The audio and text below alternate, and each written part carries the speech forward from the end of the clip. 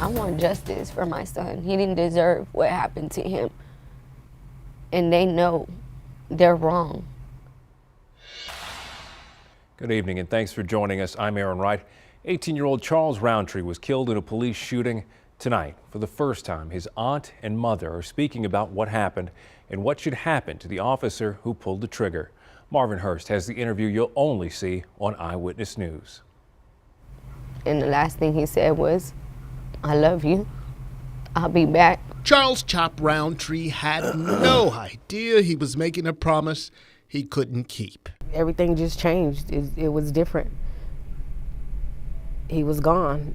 On October 17th, he was visiting relatives of his infant son. San Antonio police were called to 217 Robert Street for an assault call. Police say a belligerent Devontae Snowden gave Officer Steve Casanova a reason to shoot in a house with an extensive record for drugs. The gunfire killed 18-year-old Roundtree. Chief William McManus found himself telling two versions of that incident in the same day. He admitted Roundtree was a bystander, struck by a bullet that went through Snowden's body.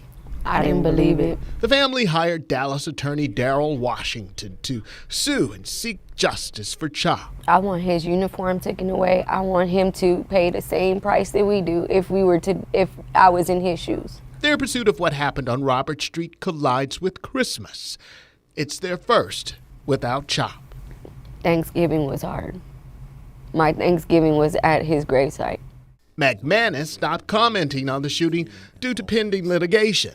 But Roundtree's family has plenty to say about the day that changed their lives forever. I couldn't see him in a casket. I didn't want to see him put him in the ground.